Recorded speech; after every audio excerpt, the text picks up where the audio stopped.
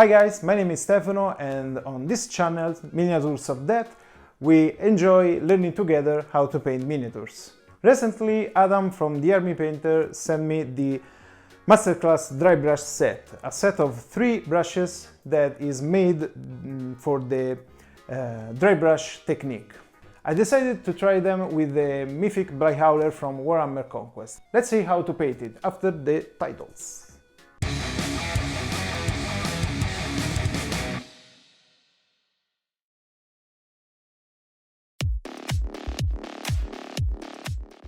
Myphitic Blight Haulers are half disgusting beings and half machines.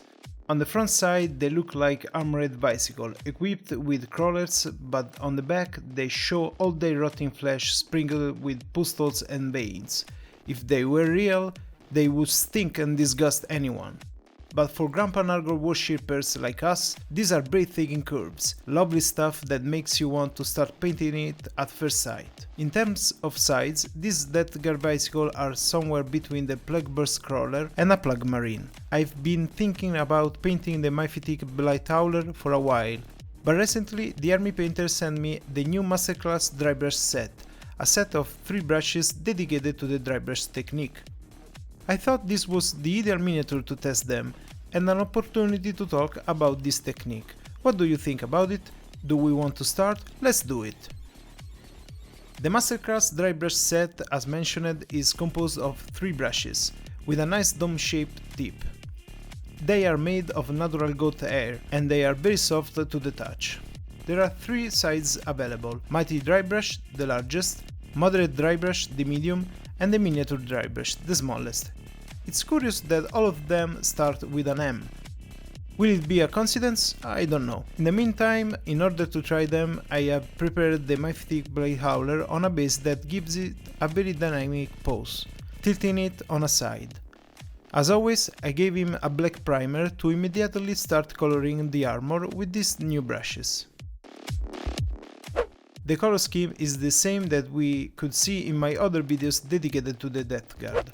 As a base I used a military green, army green precisely, using the Mighty Drybrush. Drybrushing is a technique that I hadn't used for a long time, so I initially found myself a bit confused. But it didn't take too much to understand how to proceed. First of all, always remember to dry the brush very well, which must not be absolutely full of color, but only dirty. Then apply energetic brushes focusing on the edges and bumps of the miniature. You will see by yourself that all the details will come out on their own. For this model, therefore, I focused on the central parts of the armor, making sure that the black of the primer was visible near the edges. This gave depth to the curves, which will be accentuated even more with the next step.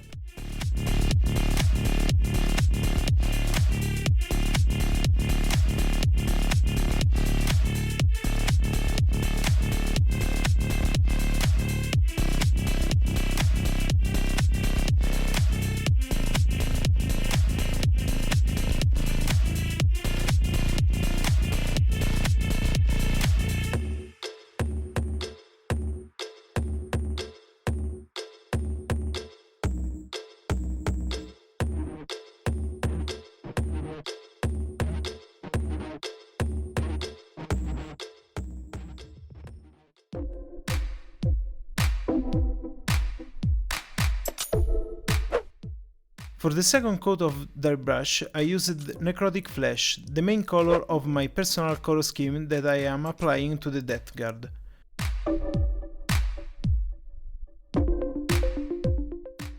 Just like before, I started with the Mighty Drybrush, but I also used the other 2 in the narrower parts or to enhance the edges.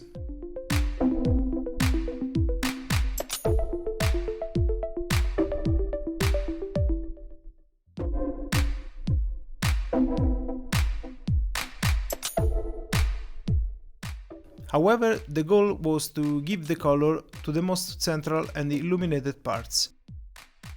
So far, these new brushes have performed really well.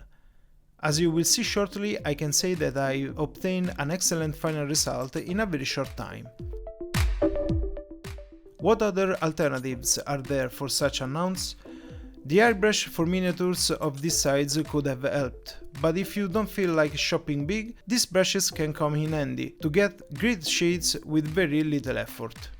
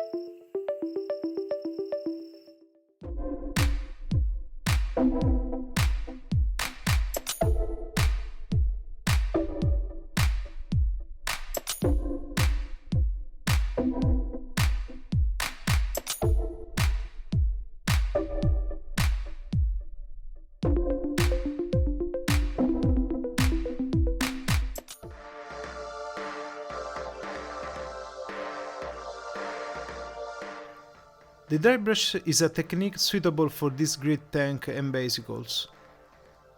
The gradients obtained on the armor really satisfied me. How does it seem to you?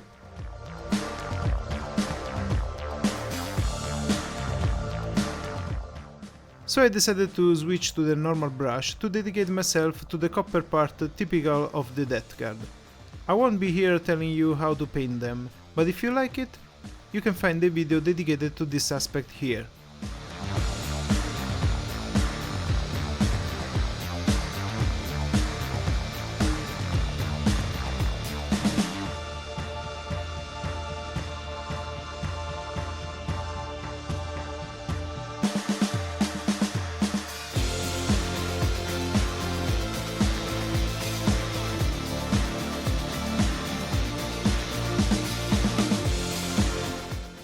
With the addition of this video, I believe we have talked a lot about this faction of Warhammer 40k. What else would you like to see about how to paint miniatures devoted to the god of Rotten, Nargol? Let me know in a comment.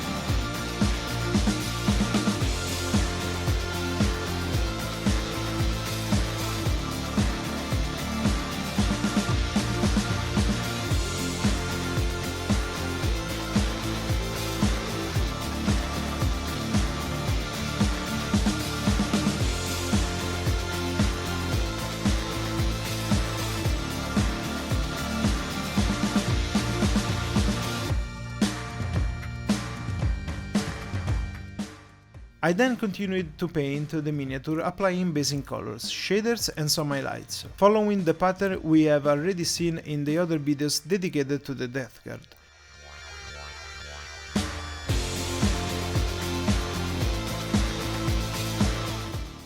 If if you want to better understand how to paint the Death Guard with an alternative color scheme to the Games Workshop one, you can find a dedicated playlist here at the top right.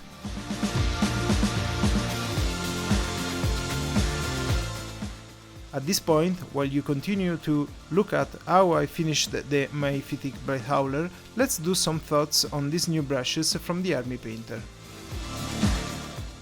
17.5 for 3 brushes means that each one costs less than 6 euros, a completely reasonable price, perhaps even too low when you compare it to the alternatives on the market. But it is known that keeping price low is a prerogative for the Army Painter. But the quality, in general, I noticed that on first use they lost some bristles, so you have to be careful because some hair can stick to the miniature and it is not exactly the best thing. After a few brushes, however, everything normalized. The work becomes simple and I always be able to work on the shade of the armor in complete tranquility. The result, in my opinion, is excellent, given the time taken. In less than half an hour, I had already finished. I really think I will use these brushes again for some other projects, maybe on a standard miniature and not as big as this one.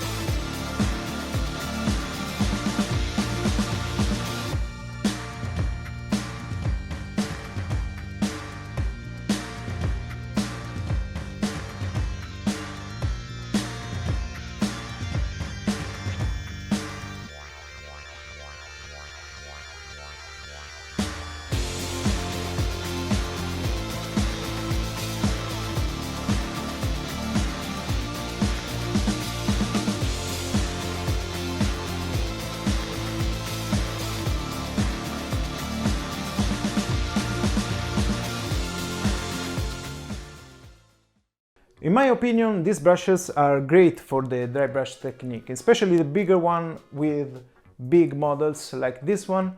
They are perfect to make good and smooth gradients that would be very difficult to achieve with a normal brush. Otherwise, you have to use an airbrush, but that would be much more expensive, of course. So, if you enjoyed this video, please consider subscribing, leave a comment if you want to let me know something about what to see in the next videos, and see you next time. Bye guys! They look like makeup brushes. Maybe I should use them for makeup before I record these kind of videos.